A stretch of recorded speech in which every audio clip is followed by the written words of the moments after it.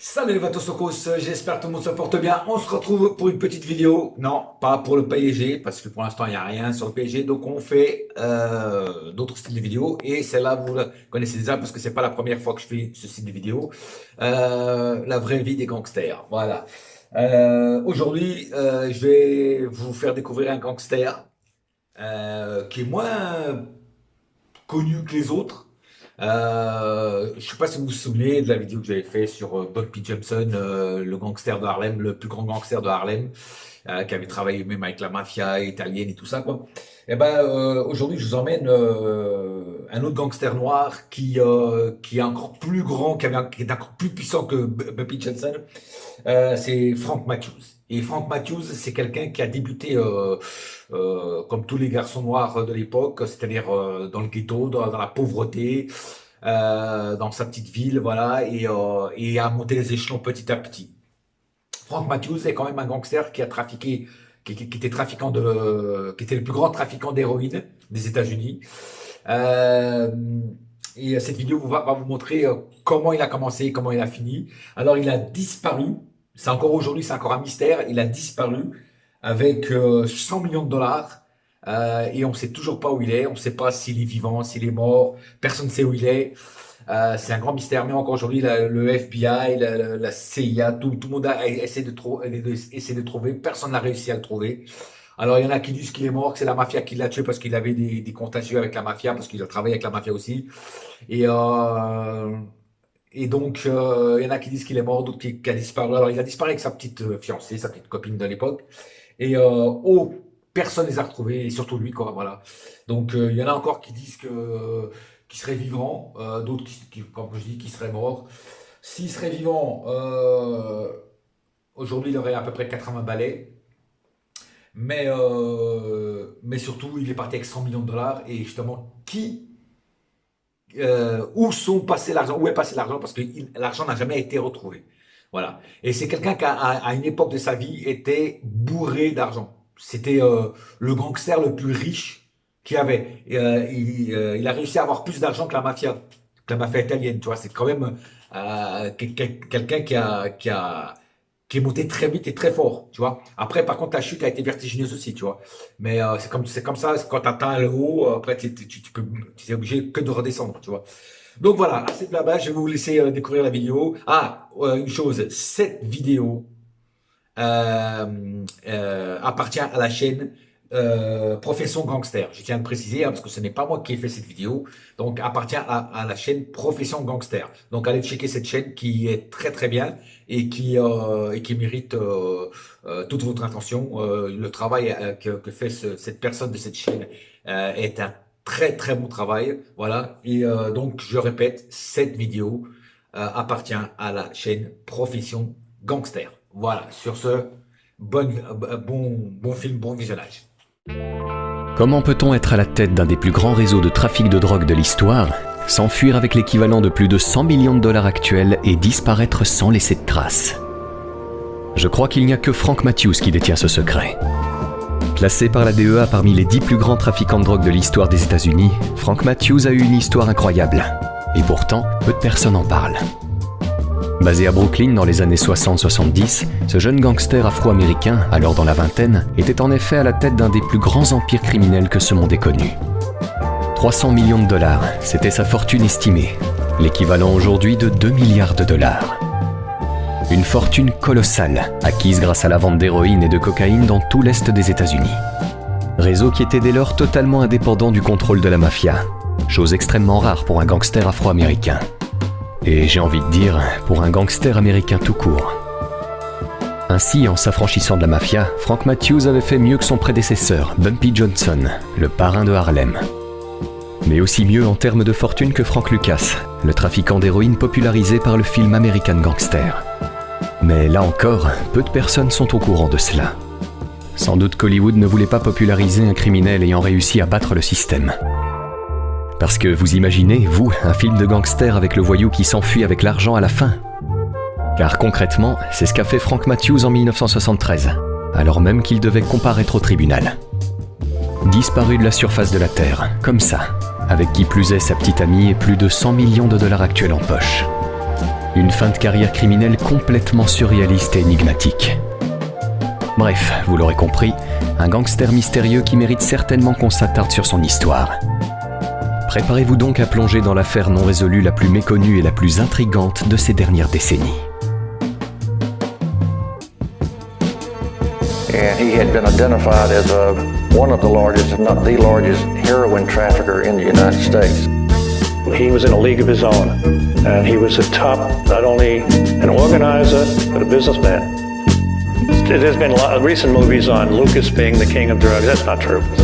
And Matthews was the #1 heroin pioneer. I'd say he was definitely smarter than Frank, okay?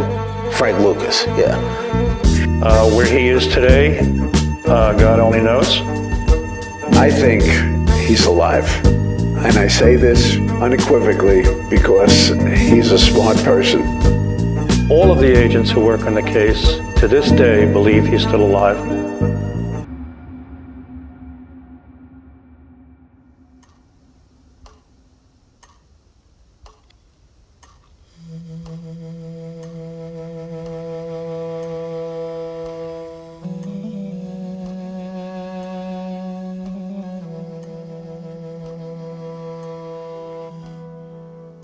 La vie de Frank Matthews est, comment dire, un sacré mystère.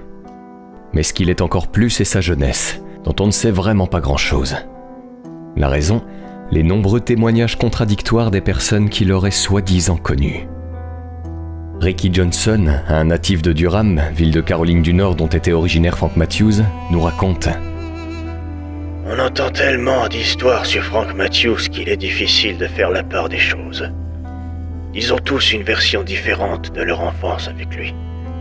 On se rend compte finalement que beaucoup de ce qu'on entend n'est que rumeur. Constat partagé par un autre habitant de la ville. Les gens aiment inventer des histoires pour être sous les feux de la rampe. Ils disent qu'ils ont marché avec Frank, qu'ils ont vendu de la drogue pour lui, mais à la fin, on s'aperçoit qu'ils sont plus jeunes que Matthews et qu'ils n'appartiennent pas à la même génération. Ces gens-là veulent simplement faire partie de la légende. Quant à ceux qui l'ont vraiment connu, eh bien, en général, ils évitent d'en parler. Comme l'indique cette personne, originaire de Durham, qui affirme avoir connu Frank. Les gens d'ici ne parleront jamais de Frank. Soit parce qu'ils pensent que vous faites partie de la police, soit parce qu'ils craignent tout simplement de dire quelque chose qui pourrait leur retomber dessus. Ici, les gens sont prudents. Beaucoup pensent que Frank Matthews est encore en vie. On ne sait jamais qui écoute tout ce qui peut remonter jusqu'à lui. Il n'est alors pas chose aisée de se faire une idée précise de la jeunesse de Frank.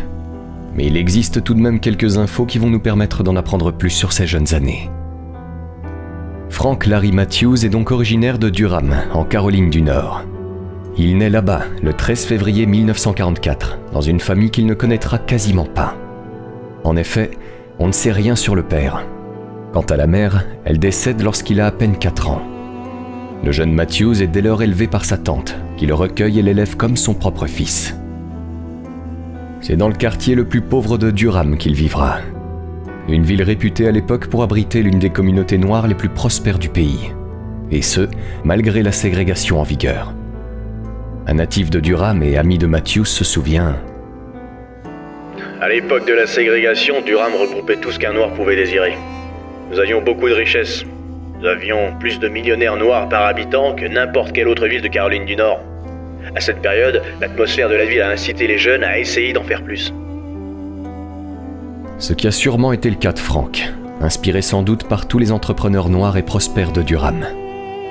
Al Bradley, un auteur qui s'est largement penché sur la vie de Frank, dira: Matthews a dû voir beaucoup d'entreprises appartenant à des hommes noirs et prospères pendant son enfance. Cela a dû lui donner l'audace de s'affranchir de la mafia italienne lorsqu'il est entré dans le trafic de drogue. C'était du jamais vu à l'époque. Quelque chose dans l'enfance de Matthews lui avait donné la confiance nécessaire pour s'imposer sans crainte dans un monde qui ne le respectait pas. S'imposer, Frank va le faire dès son plus jeune âge, notamment auprès de ses camarades de classe et les garçons de son quartier. Il semble en effet être un leader né que les enfants de son âge ont envie de suivre. Les personnes qui ont connu Matthews enfant utilisent alors les deux mêmes mots pour le décrire: fort et charismatique. Des qualités qui lui permettront de rivaliser plus tard avec les gangsters les plus impitoyables de New York. À l'école, le tableau n'est cependant pas le même. Frank manque de sérieux et semble désintéressé par sa scolarité. Ce qu'il préfère, c'est fréquenter la rue, un environnement dans lequel il est comme un poisson dans l'eau. Pas étonnant donc qu'il abandonne l'école très jeune. Tout ce qu'il veut, c'est se faire de l'argent, comme se souvient l'un de ses amis d'enfance. Même à l'époque, il pensait qu'à l'argent. Frank était un sacré magouilleur. Un magouilleur, oui, mais qui pouvait également se montrer généreux avec les personnes qu'il chérissait. Par contre, il fallait pas le chercher, car il pouvait aussi devenir violent, comme le souligne un autre de ses camarades. Frank était un homme de parole, un homme franc et direct. Il était toujours en train de se battre. Il pouvait toutefois se montrer distant et réservé, comme le révèle cet autre ami.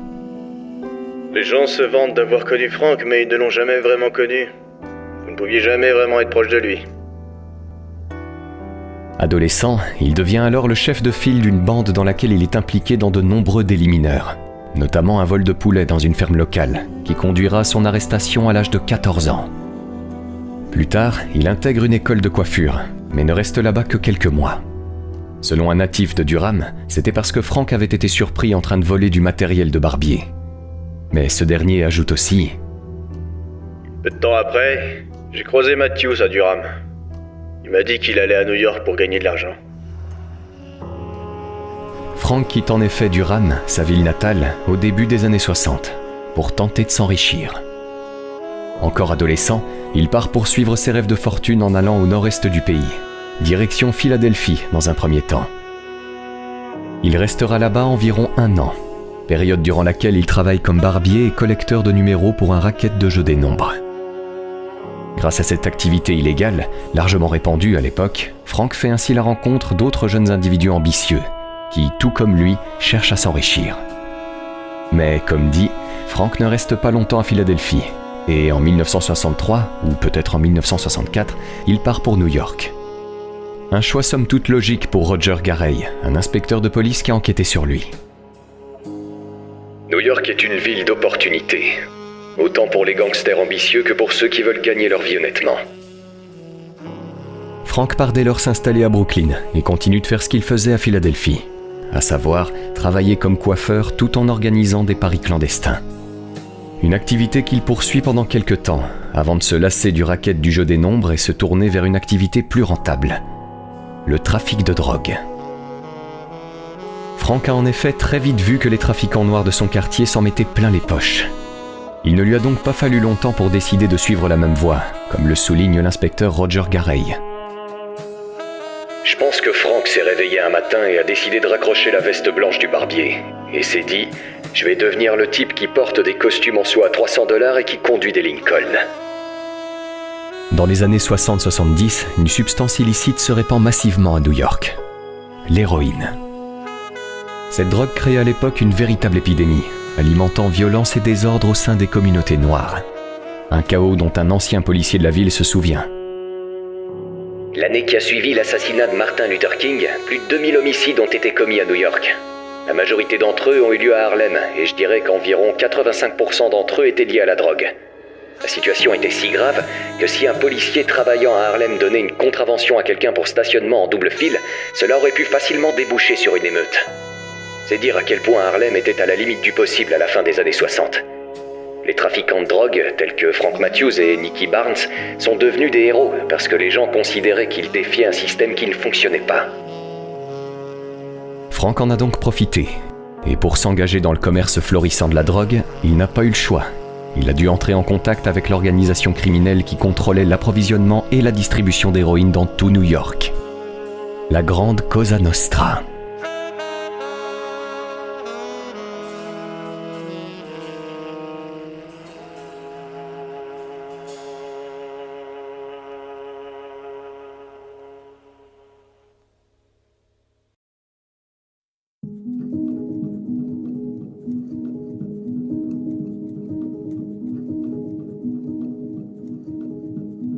Dans les années 60, le commerce de la drogue sur la côte est des États-Unis, et en particulier dans les communautés noires, était contrôlé par les 5 grandes familles mafieuses de New York. Les Gambino, les Lucchese, les Bonanno, les Genovese, anciennement Luciano, et les Colombo, anciennement Profaci. Un trafic qui fut dominé pendant un temps par les gangsters juifs, notamment Arnold Rothstein, une figure du crime organisé qui, dès les années 1920, avait saisi tout le potentiel lucratif de ce commerce illégal, en contribuant à l'organisation et à l'expansion de ce dernier dans le pays de l'oncle Sam.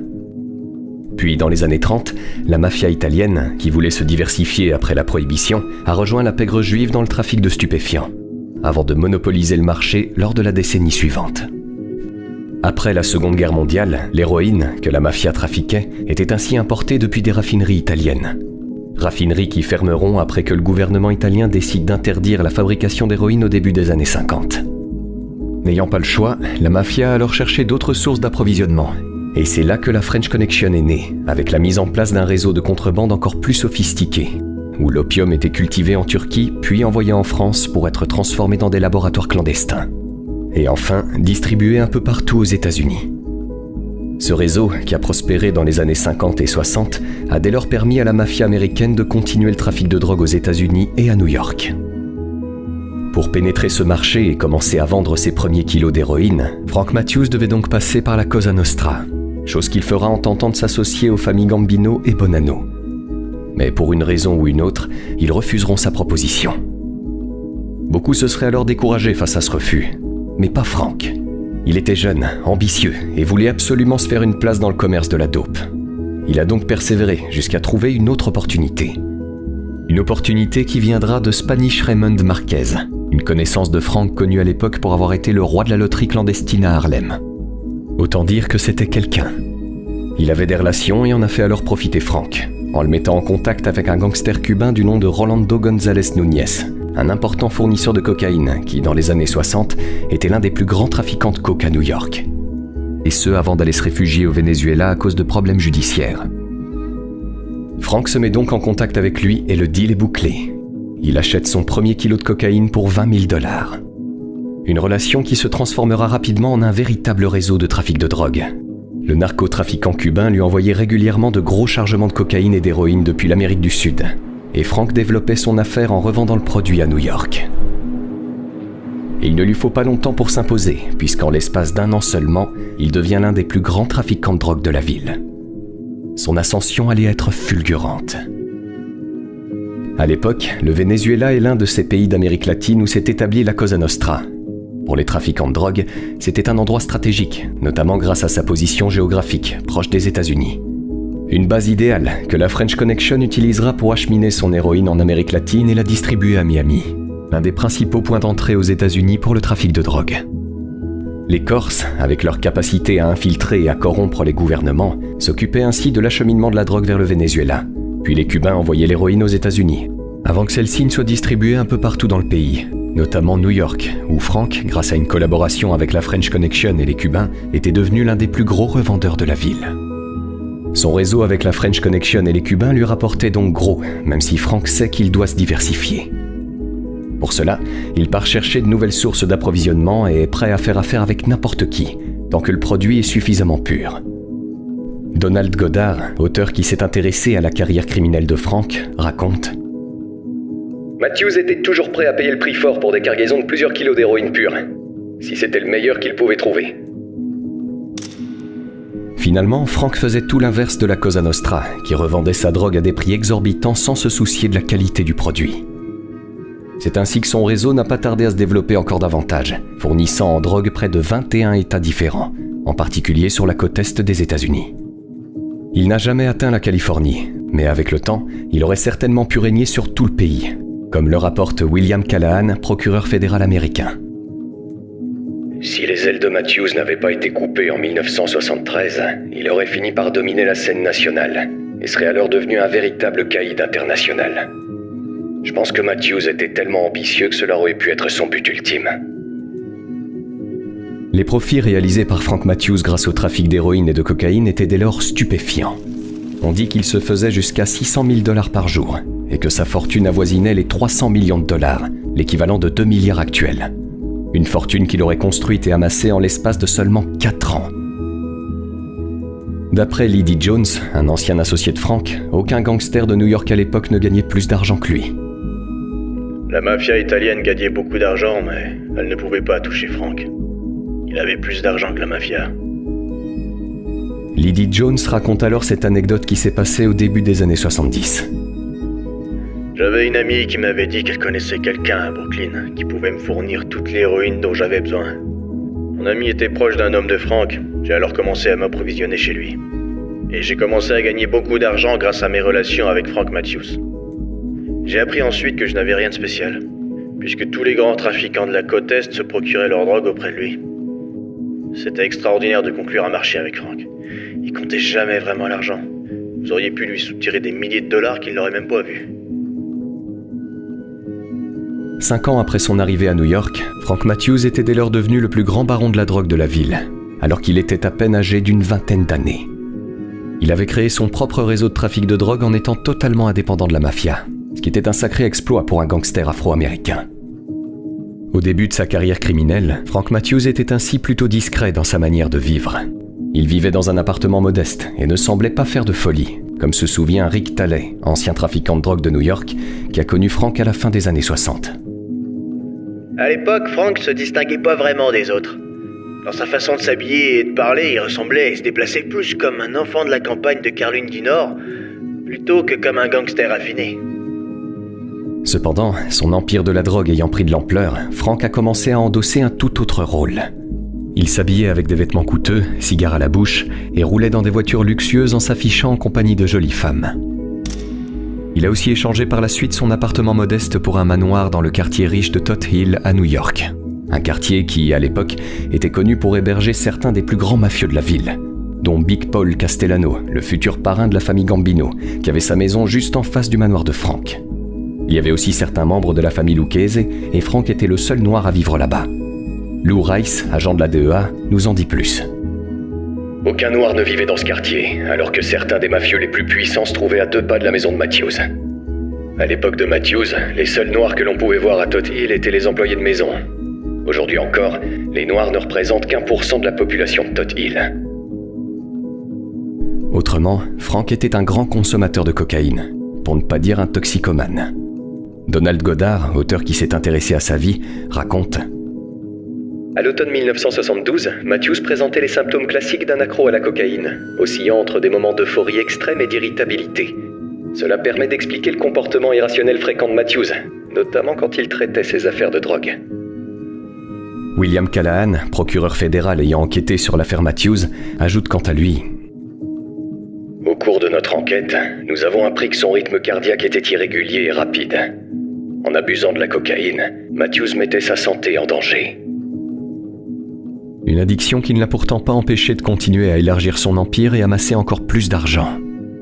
Al Bradley, auteur qui s'est également penché sur sa vie, témoigne: C'est incroyable de voir ce qu'il a fait en tant que self-made man et comment il a construit un empire criminel tout seul. Je pense que dans l'histoire du crime organisé, les seules personnes que l'on peut comparer à Frank Matthews sont Lucky Luciano et Pablo Escobar. On peut effectivement comparer Frank à Luciano et Escobar, dans le sens où, comme eux, il a été l'organisateur et le maître de cérémonie de sommets entre caïds. L'un à Atlanta, en octobre 1971, au cours duquel il a invité les plus grands trafiquants de drogue afro-américains et hispaniques du pays, et ce dans le but de discuter des moyens d'amélioration de distribution d'héroïne et de cocaïne. Et l'autre à Las Vegas, l'année suivante, réunion où des sujets similaires ont été abordés, comme la nécessité d'établir des relations indépendantes plus solides avec la mafia corse et cubaine, dans le but de s'affranchir du contrôle de la mafia italo-américaine. Des réunions dont la DEA était bien sûr au courant, notamment celle d'Atlanta, où elle s'est rendue.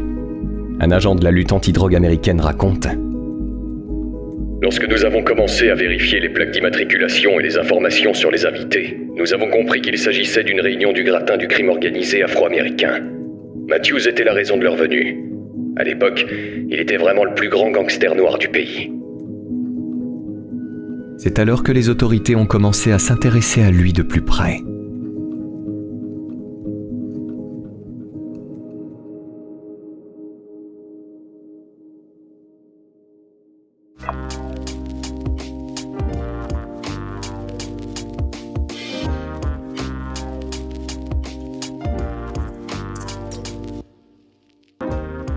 Las Vegas était un endroit où Frank Matthews se rendait souvent. Comme beaucoup de trafiquants de drogue, il adorait la ville qui avait légalisé les jeux d'argent. Frank s'y rendait pour jouer, passer du bon temps, mais aussi blanchir son argent, comme l'indique le procureur William Callahan.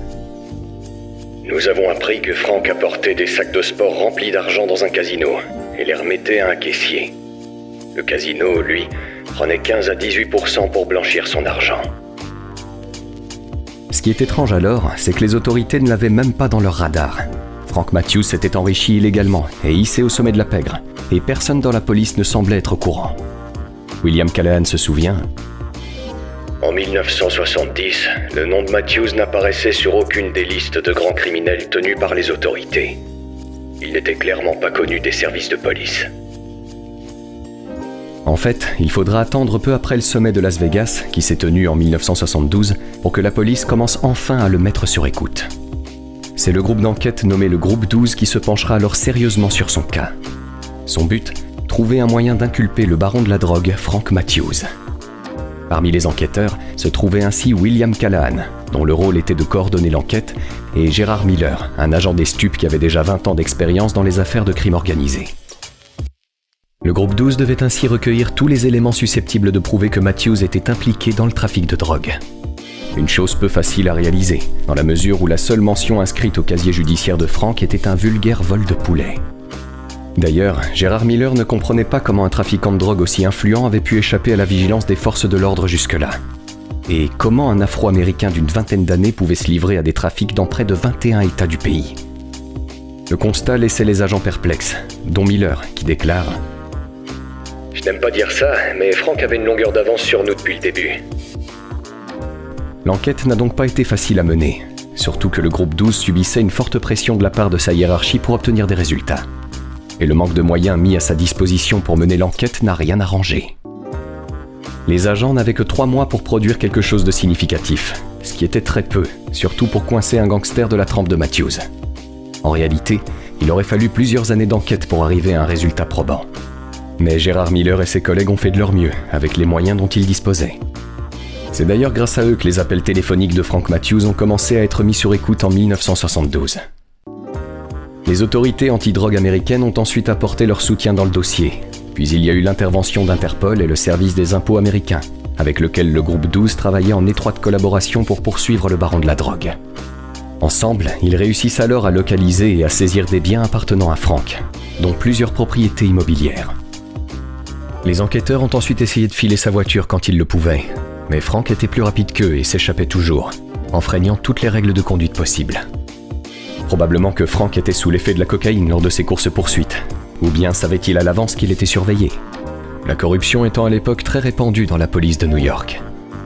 Dans tous les cas, ça ne valait pas la peine de continuer pour Gérard Miller, qui nous dit « Nous savions qu'il était inutile de le suivre. Frank ne semblait pas avoir peur de quoi que ce soit. » Il lui est alors arrivé une fois d'ouvrir le coffre de sa voiture en plein jour, sortir des kilos de drogue et les donner à un individu au vu et au su de tous. Comme s'il se fichait royalement que les forces de l'ordre le surveillaient. Mais bon, ce n'était qu'une question de temps avant que les choses ne tournent en la faveur des enquêteurs.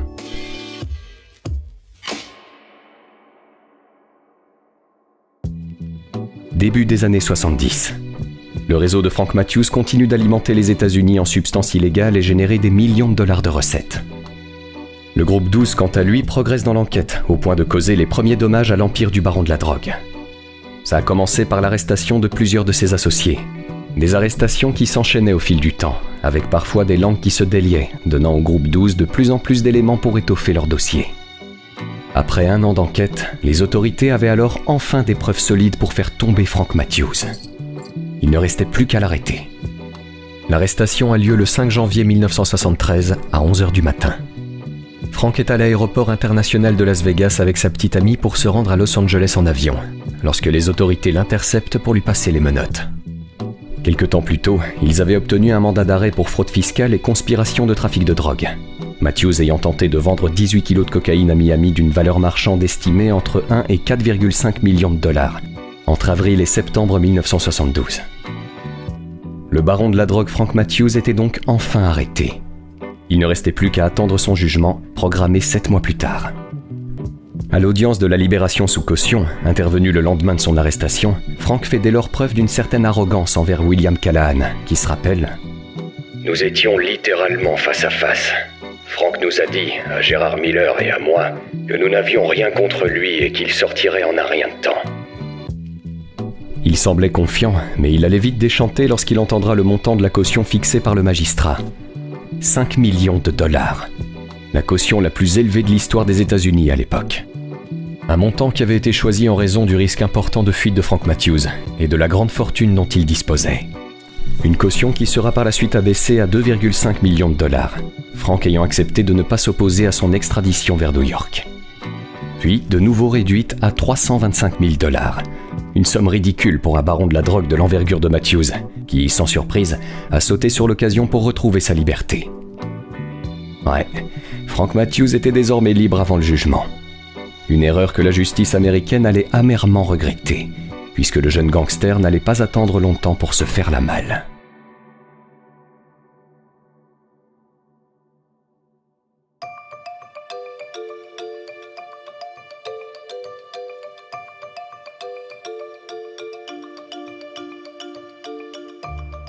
Frank avait donc retrouvé sa liberté et était de nouveau à la tête de son organisation criminelle.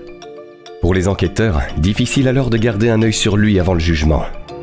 L'inspecteur de police Roger Garay témoigne. Nous n'avons pas pu continuer de surveiller Matthews. Nous étions à bout de souffle et nous n'avions tout simplement pas les effectifs nécessaires pour le surveiller 24 heures sur 24 et 7 jours sur 7.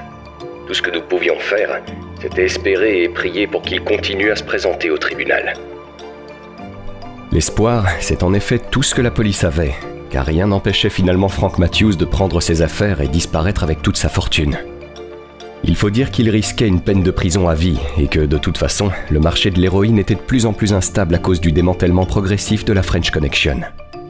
Donc, en partant de ce constat, rien ne l'empêchait de se faire la malle. Et c'est précisément ce qui s'est passé le 2 juillet 1973, lorsque l'accusé Frank Larry Matthews ne s'est pas présenté au procès qui devait l'envoyer en prison. Le baron de la drogue avait disparu, déclaré fugitif au lendemain de son procès. Mais alors, que s'était-il donc passé ? Eh bien, on a certaines sources qui affirment que Frank aurait fait ses adieux à des amis et distribué une partie de sa fortune avant de disparaître définitivement. L'une de ces sources raconte Nous avons entendu dire que Frank avait quitté New York avec des barils remplis d'argent. Reggie Collins, trafiquant de drogue de l'époque, déclare quant à lui avoir été l'un des derniers amis que Frank a vus avant de s'éclipser. Il était 4 heures du matin et nous étions au Flaps sur la 119e rue à New York. Frank a dit qu'il quittait la ville et qu'il ne reviendrait pas. Je l'ai alors regardé partir dans une Ford Thunderbird noire de 1972 et puis je l'ai plus jamais revu. Frank Matthews aurait donc pris la fuite, mais pas seul semble-t-il, puisque sa maîtresse, Cheryl Denise Brown, est également introuvable. Elle avait disparu au même moment que Matthews, ce qui suppose que les deux ont pris la fuite ensemble. Les autorités affirment de plus que Frank Matthews a blanchi jusqu'à 20 millions de dollars pour préparer sa fuite, quittant très probablement le pays. À cette époque, 20 millions de dollars représentent plus de 100 millions de dollars actuels, donc un sacré pactole. Pour le retrouver, une récompense de 20 000 dollars est dès lors offerte par la DEA à toute personne qui aiderait à sa capture. La récompense la plus élevée depuis celle offerte pour John Dillinger en 1931. Les autorités diffusent des milliers d'avis de recherche dans tout le pays, ce qui leur permet de recevoir de nombreux appels de personnes affirmant avoir vu le fugitif. Des pistes qui ne mèneront nulle part malheureusement. Mais la traque de Frank Matthews s'intensifie, et la DEA le recherche dans le monde entier, n'ayant aucun doute sur le fait qu'elle le capturera un jour. Glenn Chisholm, un des enquêteurs qui a participé à sa recherche, raconte « C'était la plus grande chasse à l'homme de l'histoire de la DEA, et c'était passionnant de faire partie de l'équipe. Mais c'était aussi frustrant. Nous avions l'impression d'avoir des montagnes de preuves, mais au fur et à mesure que nous avancions, les pistes semblaient s'évanouir dans la nature. » On apprend toutefois que grâce à Interpol, qui collabore avec les autorités américaines sur l'affaire, Frank Matthews est vu à Rome, puis Amsterdam, ou encore dans d'autres villes européennes. Peut-être que Frank Matthews se trouvait en Europe. Si on en croit les rapports sur lui, c'est tout à fait possible. Mais il était également probable qu'il se trouvait en Afrique, aux Bermudes, aux Bahamas, au Venezuela, à Philadelphie, Chicago, dans la campagne de Caroline du Nord et peut-être même à Hong Kong. Ouais, ça fait beaucoup d'endroits. Le problème, c'est qu'il n'y a pratiquement aucun renseignement utile dans les dossiers ni de pistes réelles pour le localiser. Il existe cependant des localisations plus plausibles que d'autres, comme les Bahamas, lieu où le fugitif possédait une propriété. Le Paraguay, connu à l'époque pour être le pays abritant le plus grand nombre de criminels en fuite. Ou encore l'Algérie, le pays idéal pour un fugitif dans les années 70, dans la mesure où, à l'époque, les relations entre l'Algérie et les États-Unis n'étaient pas très bonnes, et qu'à ce moment-là, il n'y avait pas de traité d'extradition entre les deux pays. Les enquêteurs espéraient donc qu'il ne se trouvait pas là-bas, car il aurait été, disons, quasiment impossible de le capturer. Le groupe d'enquête en charge de retrouver Matthews reçoit ainsi des centaines de pistes en provenance du monde entier. On avait l'impression que Matthews pouvait à la fois se trouver partout et nulle part. Soutirer des informations aux personnes interrogées était de plus très difficile, comme le rapporte Glenn Chisholm, enquêteur sur l'affaire. Pendant toute la durée de l'enquête, je n'ai jamais interrogé quelqu'un qui savait quoi que ce soit sur l'endroit où se trouvait Frank.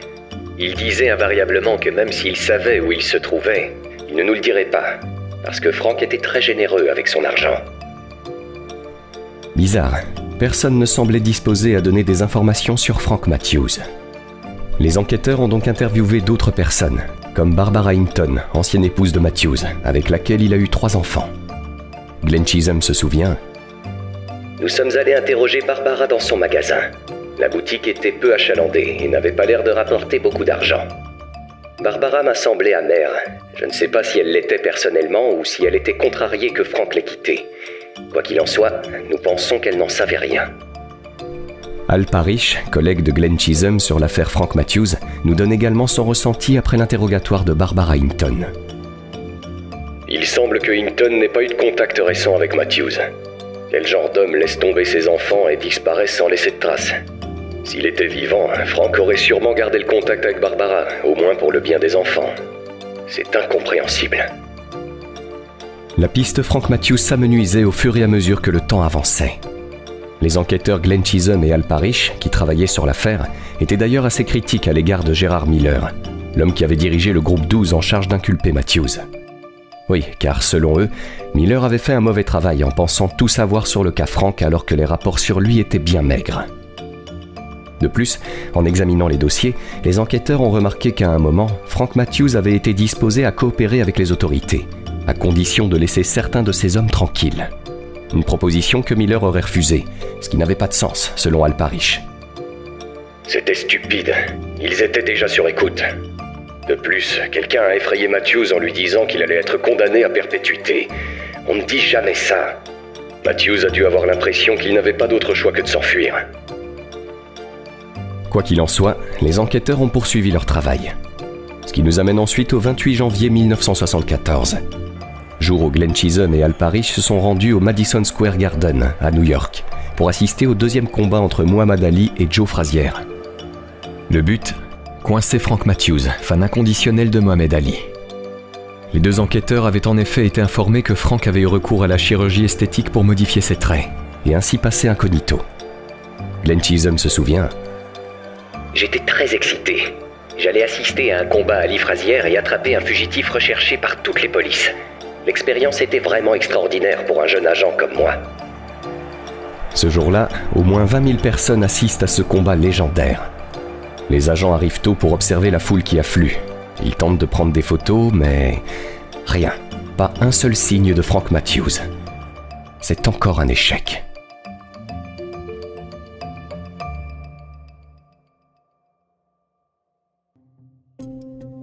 Un an s'écoule, et le groupe d'enquête, dont font partie Glenn Chisholm et Al Parrish, n'a pas avancé d'un iota. Il s'avère que les enquêteurs ont passé énormément de temps à rechercher des indices, à examiner les moindres preuves, à voyager à travers les États-Unis et à l'étranger pour suivre de potentielles pistes, pour au final, pas grand-chose. À la fin, ils en savaient autant sur la disparition de Matthews qu'au début. Un statu quo qui incitera la DEA à dissoudre le groupe d'enquête. Une frustration pour Glenn Chisholm, qui déclare « Nous avions l'impression d'avoir perdu notre temps et de n'avoir abouti à rien. La DEA n'a pas fait ce qu'il fallait. » Puis l'enquête a été confiée aux US Marshals, qui ont repris le dossier à zéro, compte tenu du faible nombre d'informations sur le fugitif. Mais là aussi, avec le temps, les pistes se sont faites de plus en plus rares. La DEA, qui avait maintenu le dossier Matthews ouvert et continué les recherches, a vu ensuite dans les décennies suivantes une nouvelle génération d'agents arriver, qui connaissaient certes Frank, mais qui avaient d'autres chats à fouetter. On était en effet à l'époque des grands narcotrafiquants colombiens et mexicains, qui accaparaient toute l'attention des autorités américaines, et le cas Frank Matthews n'était alors plus la priorité de la DEA. Les US Marshals ont donc repris le dossier et ont essayé de le localiser à leur tour, mais c'était toujours le même scénario. Rien de concret. Mike Pizzi, membre des US Marshals ayant supervisé l'enquête sur Frank Matthews, se rappelle. Nous avons passé d'innombrables heures à poursuivre et à questionner tous ceux qui, selon nous, connaissaient Matthews ou qui étaient en contact avec lui. Certaines personnes ont été harcelées au point de devoir changer d'adresse. D'autres se sont habituées à nous voir régulièrement. Et le moins que l'on puisse dire est qu'elles n'ont pas apprécié. Une stratégie frontale, mais qui avait ses limites, comme le souligne Dave O'Flaherty, également membre des US Marshals. Cette stratégie ne nous a jamais menés nulle part. Nous n'avions rien bouleversé. Quand nous demandions à quelqu'un « Avez-vous vu Frank ?», il essayait de nous manipuler en répondant « Tu as de l'argent, mon frère, je vais te le dire ». Nous en avons donc conclu que personne ne savait quoi que ce soit, et que Frank n'était certainement plus à New York.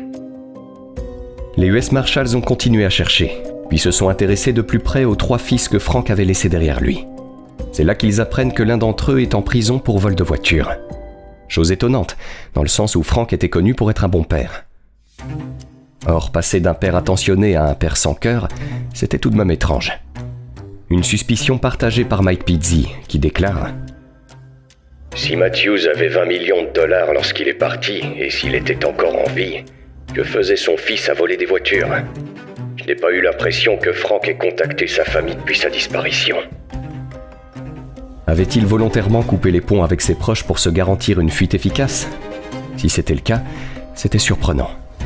Et si finalement, Frank Matthews était mort ? Certes, aucune trace d'empreinte ou de son corps n'ont été retrouvées, mais il existe des théories qui vont dans ce sens.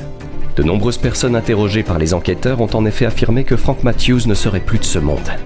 Un avis que semble partager Debra Nightwine, membre des US Marshals ayant travaillé plus de 5 ans sur l'affaire. L'enquête sur Matthews a été l'affaire la plus frustrante que j'ai jamais menée.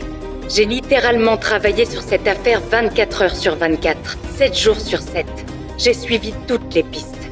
À la fin de la mission, j'ai commencé à penser que si je n'avais rien trouvé de solide, c'était peut-être parce que Frank Matthews était mort. Mike Pizzi aussi croit en cette hypothèse. Étant optimiste par nature, j'ai d'abord cru que nous pourrions le trouver et l'arrêter. Mes adjoints et moi-même avons travaillé sur de nombreuses affaires où l'enquête nous a menés très loin. En général, nous disposions d'une information ou d'une piste solide, même dans les cas où le fugitif avait un mois d'avance sur nous. Mais je ne me souviens pas d'une affaire sur les 40 dernières années ou plus, impliquant un fugitif s'enfuyant avec une petite amie et disparaissant tous les deux sans laisser de traces. Mais si Frank Matthews était mort, que lui était-il arrivé ? Seth Ferranti, auteur qui s'est intéressé à la vie de Frank, a sa petite idée. Je souscris à la théorie selon laquelle la mafia l'a fait tuer parce qu'il en savait trop sur leurs opérations. Et aussi parce que, s'il avait vraiment 20 millions de dollars en liquide, la mafia aurait voulu récupérer cet argent. L'organisation de Frank tombait en ruine et il fuyait les autorités fédérales. Qu'il soit arrêté, inculpé ou incarcéré, Frank n'avait plus la force de frappe qu'il avait autrefois. Il était donc plus facile pour la mafia de s'en prendre à lui. Je crois que c'est ce qui s'est passé. Frank doit probablement dormir quelque part avec les poissons. Une théorie plausible, dans le sens où Frank n'aimait pas la mafia, et que la mafia ne l'aimait pas non plus. En effet, on sait tout d'abord que certains mafieux new-yorkais n'ont pas apprécié la venue de Frank à Todt Hill, comme l'explique Gérard Miller. Nous savons que la mafia était très contrariée par la présence de Frank à Todt Hill. Nous avons appris qu'elle avait envoyé une délégation pour rencontrer Frank et lui dire qu'il ne fallait pas qu'il joue dans la cour des grands. En fait, la Cosa Nostra était tellement contrariée que le groupe 12 a commencé à recevoir des renseignements anonymes de la part de sources vivant en face de la famille Matthews. Les sources nous racontaient ce qui se passait chez Frank, en donnant les numéros de plaque d'immatriculation. Le mafieux Paul Castellano aurait même voulu éliminer Frank, comme l'indique la police, qu'il aurait entendu lors d'une écoute téléphonique. Une menace de mort prise au sérieux par Matthews, qui aurait par la suite essayé d'organiser une rencontre avec Big Paul. Puis il y a eu la fois où Frank Matthews a kidnappé un associé de la famille Genovese pour se venger d'un autre associé de la famille qu'il avait arnaqué lors d'un deal de drogue. Un acte totalement fou et insensé, qui aurait pu conduire la mafia à l'éliminer également. Donc, Frank Matthews éliminé par la mafia? Oui, c'est tout à fait probable. Mais il est également possible qu'il soit mort d'une overdose de cocaïne, puisqu'on savait qu'il avait une forte addiction pour cette drogue, et qu'il avait des problèmes cardiaques. Ou bien on peut croire cette autre théorie d'assassinat. Une théorie impliquant Matthews, la CIA, les Corses et le Venezuela. Oui, car il est dit qu'à l'époque, Frank aurait fait capoter le réseau de trafic de drogue des Corses au Venezuela. Le groupe 12, qui enquêtait sur Frank à ce moment-là, avait récupéré des écoutes téléphoniques où l'on entendait Frank révéler des informations sur cette connexion. Ce qui avait par la suite permis aux autorités de démanteler le réseau.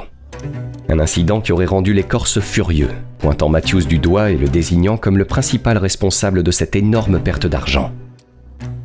Le fait que les Corses aient dû modifier leur route d'approvisionnement vers Miami peut les avoir donc poussés à vouloir éliminer Frank. Tout comme la CIA d'ailleurs, qui avait des intérêts dans la région. William Callahan, procureur général ayant enquêté sur Frank, nous en dit davantage. Nous n'avons aucun moyen de savoir ce que la CIA pensait de l'arrestation des Vénézuéliens. Mais elle devait également être furieuse contre Matthews, car l'agence était très active au Venezuela. À mon avis, l'affaire vénézuélienne a probablement fait capoter, ou du moins entraver leur plan. Donc on a la mafia corse d'un côté et la CIA de l'autre, qui toutes deux en avaient contre Frank. Deux grosses entités qui n'auraient eu aucun mal à le faire disparaître sans laisser de traces. Mike Pizzi, des US Marshals, adhère plutôt à cette théorie. J'ai commencé à changer d'avis sur Matthews après avoir appris l'existence de ses liens avec les Corses et la CIA, ainsi qu'avec Rolando González et le Venezuela. Mettez tout cela ensemble, ajoutez 10 ou 20 millions de dollars en liquide entre les mains de Matthews, et on le voit se diriger vers un trou creusé dans le sol, dépouillé de tout son argent, avec sa dernière copine à côté de lui. Matthews n'était plus en position de force. En tant que fugitif, il était devenu un fardeau. Alors, est-ce que Frank Matthews a été assassiné? On ne peut hélas que spéculer sur cette possibilité. Des rumeurs ajoutées à d'autres rumeurs qui ne font qu'accentuer le mystère Frank Matthews. Certains pensent qu'il est mort, d'autres qu'il est toujours de ce monde et qu'il a réussi la plus grande disparition de l'histoire du crime. Ouais, ce qui est sûr, c'est que plus les années passent et moins il est probable que l'on découvre un jour la vérité sur cette histoire. L'histoire d'un baron de la drogue qui, du jour au lendemain, a disparu de la surface de la Terre sans laisser de traces. Qu'est-il finalement arrivé à Frank Matthews après sa disparition? C'est une question qui restera, je le crains, à jamais sans réponse.